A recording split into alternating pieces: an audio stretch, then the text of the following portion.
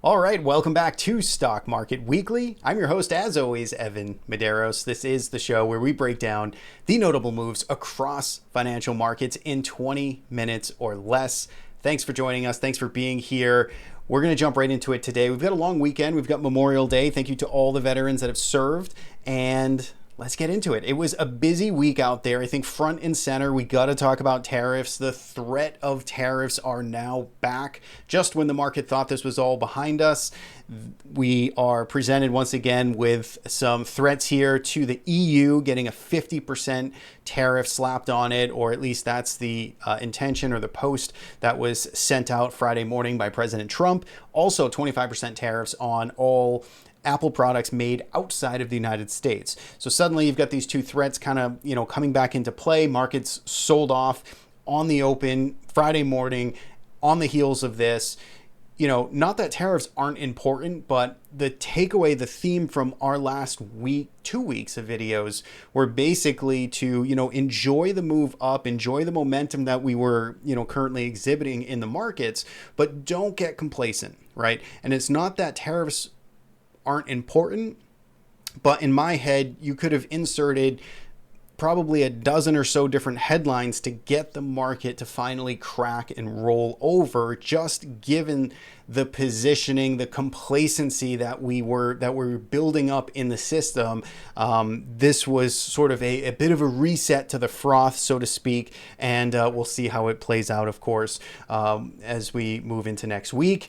Bitcoin breaking out to new all-time highs this week. Congratulations to the bulls, the long holders there. This continues to be the sort of a best ideas, investment ideas that I've had as early as last year. As soon as those ETFs came about, this was January 2024, we turned around a trading system specifically built to trend follow and hold Bitcoin exposure, because I do believe this is a durable secular trend here of adoption by Wall Street, by countries, by states, by pension funds. There is a inflow of capital here that has a durable sort of bid underneath it. And I do think we are still in the early innings for the Bitcoin thesis to play itself out. So if you are still fighting Bitcoin here, or if you're against it, or if you're just unsure of it, I think you just have to get a Bitcoin strategy or get up to speed with it. And we do have a trading system for it if you need to be impartial and objective and rules-based as to how to manage that exposure. Google separating itself from the Mag 7 this week. We're going to look at that. Mag 7 mostly down. Google only was the only bright spot there. Nuclear stocks were also popping off this week. We got some new legislation there, and we'll look at some of those. Nvidia earnings are on deck next week, so that is going to be an influential report for lots of different industries, but certainly the most important right now, which is most of the growth in this market, which is the AI play or AI trend. Gold miners were off to a really good week this week. We're going to talk about that. And actually, this was the first thing I think I was supposed to mention, which was Moody's downgrading the U.S. debt. That happened actually on Sunday night. So that was another panic moment for the markets. But we survived a debt downgrade. So we got plenty to talk about. We're going to look at a bunch of individual stocks as well. But before we do, IBD, Investors Business Daily, they do sponsor this show. Check out the links in the description of this video. Get yourself access to their market surge charting platform or their online IBD digital subscription. Gets you their IBD 50 list every single day. We've got introductory offer links in the description of this video. And now let's get into it.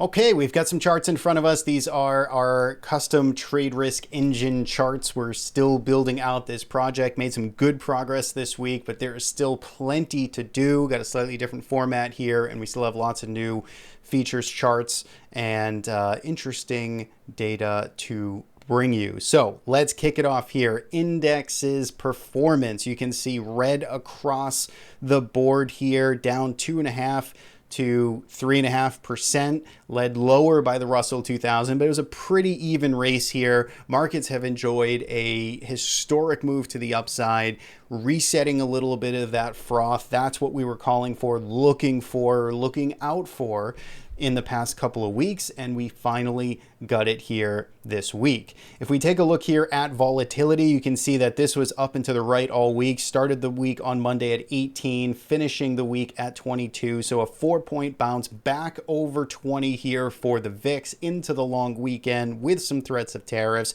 and Nvidia earnings on deck. So there's a couple of things that the market is now worrying about. If we take a look at the US dollar index, you can see this is heading lower once again, dropping a little over a point throughout the week. 10-year Treasury yields, this has got everybody's attention for good reason. We've been talking about this as being a little bit of an anxiety point here for the markets. As we've enjoyed a move up in the equity markets, we've continued to see the 10-year yield, 10-year Treasuries remain fairly bid. This week, again, it did creep up, the 10-year Treasury finishing the week just north of 4.51%, but it is a little bit off of the highs. Still, this is in very close watch right now. Sector performance, everything in the red this week. So consumer staples, utilities, those were the best performers on a relative basis. So very defensive tone to the market. But energy, technology, real estate, those were the hardest hit here. And those were down as much as 4% this week. So it was a pretty ugly showing. Couldn't really hide in too many places this week in terms of sectors outright. Now, looking underneath the hood, market internals, 52-week highs, 52-week lows. You can see that we were getting this increase here, this little flurry up in the number of stocks hitting 52-week highs. We got as high as 80 or 90 or 100 stocks in a day making new 52-week highs. That's decent. That's not bad, but it's still it wasn't great. It wasn't exceptional. It wasn't breaking out. It wasn't telling us that there's a increasing demand, and we were very clear about that last week. You did see this dry up a little bit towards the end of the week, 30 on Thursday. Notice the 52-week lows on the right-hand side here starting to perk up just a little bit. And in fact, on Thursday, you actually had more stocks hitting lows than you had stocks hitting highs. This is despite a 15-18% rally off of the lows. So still not out of the woods yet, still, looking for more clarity here, but it's, neutral at best. Percentage of S&P 500 stocks above a 20 SMA. Nice to see a little bit of reset here. Again, this is data as of Thursday, so I don't have Friday's data. So this ratio is definitely coming back down below the mean, which is nice. This is, again, one of the things that told us that complacency was here. Positioning was high. Stocks had already made their move. So again, it was enjoy the ride, but just keep a close eye on your back. And this is it, kind of moving back down. Put to call ratio, this is another thing we've been talking about. We've basically moved from complacency, oversold complacency, to fear in this market. Now, again, this is Thursday's data, but we got as high as 0.75 on Thursday. So we'll see what the data looks like on Friday. But if this is, 1 or north of 1, we've done a full 180 here in terms of full-on complacency to full-on protect me at all costs mode. Now, Mag 7 performance here.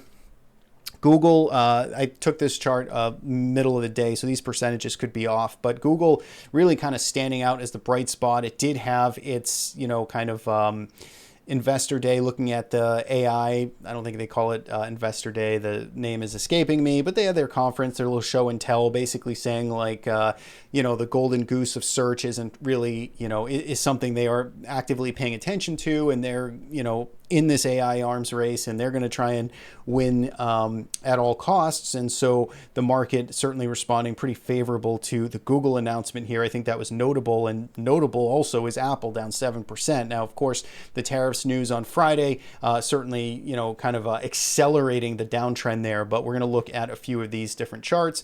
Last week, we talked about Apple being our short biased idea, right? We're trying to bring some more stock selection into these weekly videos. You're going to see more of that this week. But Apple was on our short biased idea list, and it was, one of the worst performing here in the market. Now, in terms of industry performance this week, so going underneath the hood, underneath sectors, let's look at industries this week. Gold was the top of the list, 5.34% as an industry. Again, don't get hung up specifically on the percentage, but generally speaking, gold stocks doing pretty darn good this week. Tobacco, property, casualty insurance, right down this list. Pretty boring stuff, defensive stuff is actually what held up this week. Not really that much of a surprise. I did post this last week, right? This was sort of a little mini kind of buy setup, a pullback opportunity, right? In gold, setting up last week before the bids started to come back into gold and gold miners. I do think this is a durable trend. It's a little bit longer in the tooth, right? We're not at the beginning of it. It certainly played itself out, but I do think there's still more kind of meat on the bone here for gold and gold miners. And again, it's kind of crickets when you talk about gold because most folks just don't care. It's not beta enough.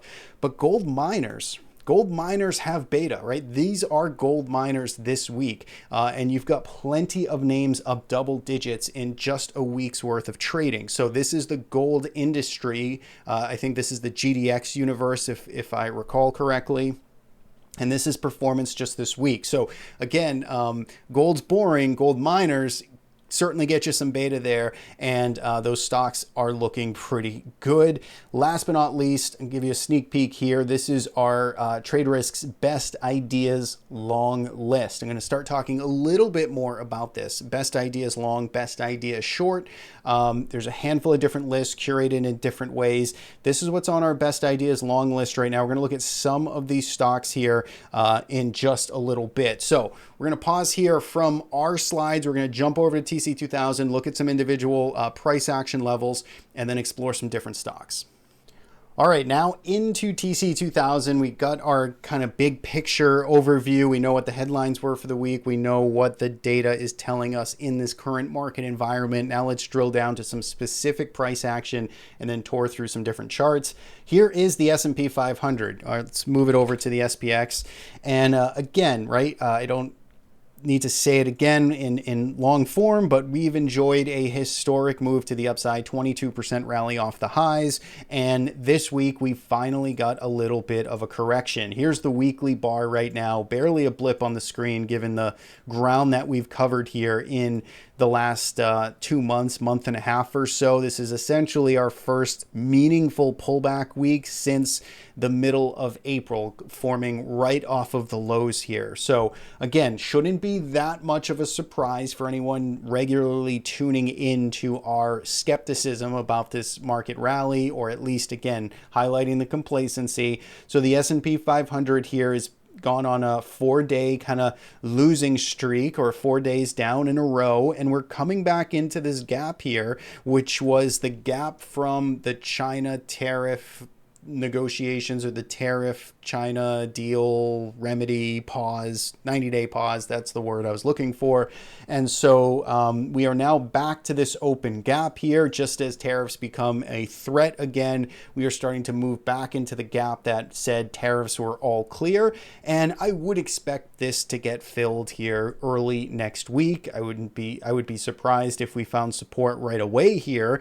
But what I will say is the market has reset some of that froth, right? We've seen put to call ratio start to rise again. We see the VIX moving back up. We've got some uncertainty on the horizon. This is now where things get more interesting to me. This is where the shopping starts, because if we can put in some higher low structure, if we can find support, and not completely roll over here, but check back to fill this gap, maybe come down to around 56, see kind of this zone here, 5,600 or so, right where we have this little kind of pivot of support and some prior price action in here. I think that would be pretty healthy, right? 22% up off the lows, and then a 6% correction or a pullback here. I think that sets up quite nicely, right? I can become very optimistic and bullish on this market again. I'm not a bear here permanently. I do think that buying opportunities are starting to get interesting. We're going to look at some individual stocks that might even be getting ready early next week, but that's kind of the thinking right now. Now, of course, next week, what you don't want to see here, right? Here's one risk where if we gap down large on Monday, right? If we gap down large, or I'm sorry, markets are closed Monday, so Tuesday. But if we gap down large and suddenly we have this little island top, of trapped supply up here, that would be a very kind of bearish scenario setting up, and would probably delay, my enthusiasm on buying the dip over here. But if we did get some type of aggressive gap down and then we just left this supply up here between two gaps, I think we've got some problems, or the market would take longer to repair. So just keep that in mind. But for now, things look pretty orderly. This pullback feels pretty orderly. So, I'm going to treat it as such until, kind of proven otherwise. If we go to the NASDAQ 100 here, you've got similar situation again, basically V-shape off of the April lows. And now we're starting to pull back a little bit, not even that aggressively. The NASDAQ's been kind of holding up a little bit stronger here as of late. It does have a couple of high volume down days, which are starting to stack up. So let's just keep an eye on that. But again, with a gap fill around 492, I still wouldn't be surprised to see that. And then, of course, Nvidia, which we'll talk about and look at semis, is going to be the highlight for next week. So keep that in mind in terms of the major indices here. Gap fills and then looking for pullback support, higher low support is kind of what I would be paying attention to. Notice again in the Qs, we didn't get back up to the prior highs. The SPY, we didn't quite get back up to the prior highs. So the thinking here is if we can put in a reasonable higher low, then that sets up a potential move up towards the prior all-time highs. Again, none of this happens in a straight line. It's just kind of scenario planning and looking at where, where we can get involved and where we might be able to go. So that is the major markets outlook there. Let's take a quick look at GLD, because GLD, again, I think is interesting. Continue to post gold as being a relevant, interesting chart for swing traders, for position traders, for trend followers, because I do think it's got some nice secular tailwinds behind it. And it's a little bit long in the tooth for sure, right? But this correction, which got us about 8% off of highs, and it's taken now, to where we are now, it's a little over a month. So you've had a correction of a month through time, and you've had a pullback of 10%. And then just don't forget that gold is up 28% this year. And so you're going to have momentum folks in here as well, kind of chasing this. Gold starting to look pretty good again. We called this as kind of a double top here. I guess it didn't in a full sense become a double top, but it certainly led to the pullback we were looking for. We were saying ideally get into the higher 280s, low 290s, high 280s. Didn't get to the upper 280s before it started to move again. And again, it could still be consolidating here. It could just be, building out a longer channel. So you don't have to chase it, but it's something I think is durable and worth watching. GDX, like we talked about, a lot of the individual gold miners. We're not going to go through all those individual stocks in today's video, but the GDX here, again, you can see similar formation. And again, if you zoom out here, lots of kind of clear skies above those types of stocks. Now, we do have to talk about Bitcoin because it was a historic week as we broke through the prior 2025 all-time highs. We got as high as about $112,000 in the spot price. We are pulling back here now on the daily chart, trading around 108 going into the weekend here.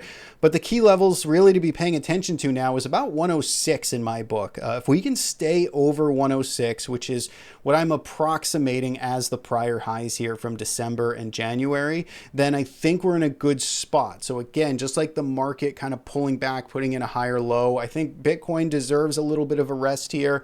And if it starts to come back down into that 106 area and then can find some support, that would be best case, kind of maximum momentum that would keep all the technicals nice and strong here in Bitcoin.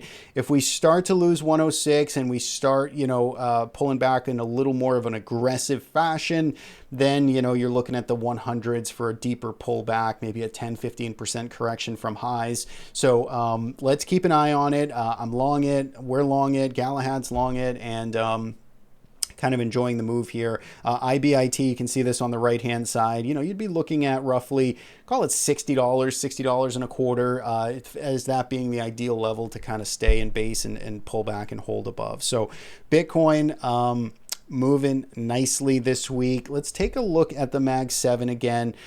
So like we talked about, the only thing green this week was Alphabet. Here's what Apple looks like. Pretty weak, right? We talked about it last week. This was our best idea short, or our short bias list.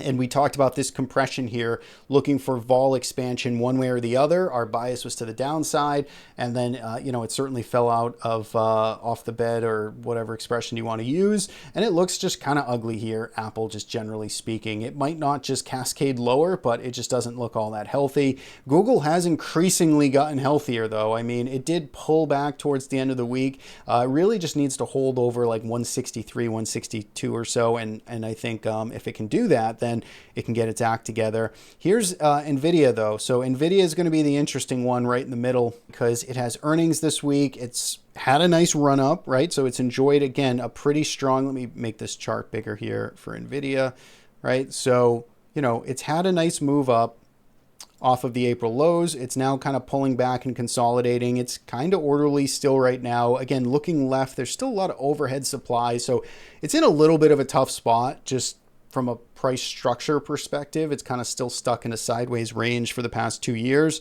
But, it's got some near-term momentum still at its back. So let's see how the report, the guide, the CapEx numbers all come out for Nvidia, and trying to get a pulse on demand next week will be certainly important for this market. If we take a look here at semiconductors, just generally here, again, it looks similar to Nvidia, but again, there's just a lot of supply right in here. So this is going to be a tough slog to get through, really, to get some momentum, some fresh buyers, and some fresh excitement. We've got more of a breakout to do north of 265 or so. So we're not there yet, but we'll see if Nvidia can lead us that way.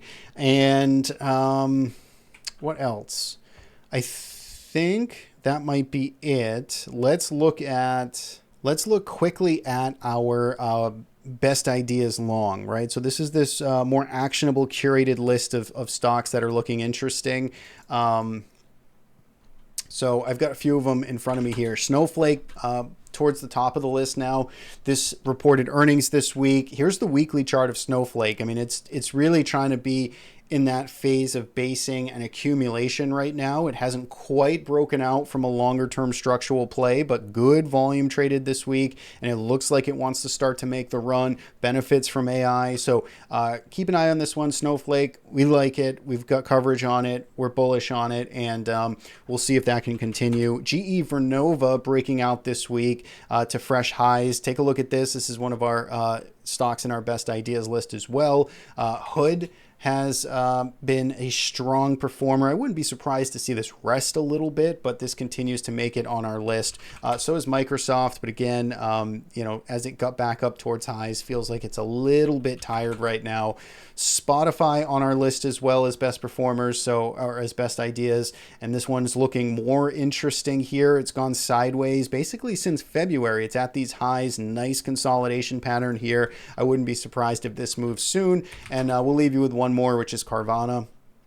Again, on our best ideas list, looks strong. Again, it's probably a stock that's hated by many, and lots of folks short or trapped or fighting it. But this stock continues to perform, and I don't know too much about the underlying fundamentals. I've been on the website before, but it just continues to perform here. So congrats to the bulls on this train. So I think that's pretty much it. There were some nuclear stocks I wanted to talk about, things like SEG, and SMR, right? Some of the small modular reactors are really seeing some big moves. Take a look at the dollar volume that traded this Friday. So take a look at nuclear stocks this weekend, because I think there's some interesting setups there. And just power generation, generally speaking, this has been a place that I've invested in. SMR, I've had all these stocks throughout the cycle. I kind of got lost off my radar in the big April correction. and then it never really got too much heavily exposed. But I like the space. Again, I think the secular trends are in place for those stocks. So that's what I got for this week. Lots of things to chew on and different trade ideas. I'm going to continue to work on our internal engine here and bring you more views and hopefully some cleaner charts, better presentations, and make this the best weekly recap we can, right? So enjoy the long weekend. Thanks as always for tuning in. Check out those links in the description of this video. Take care of yourself, and we'll see you back here next Friday.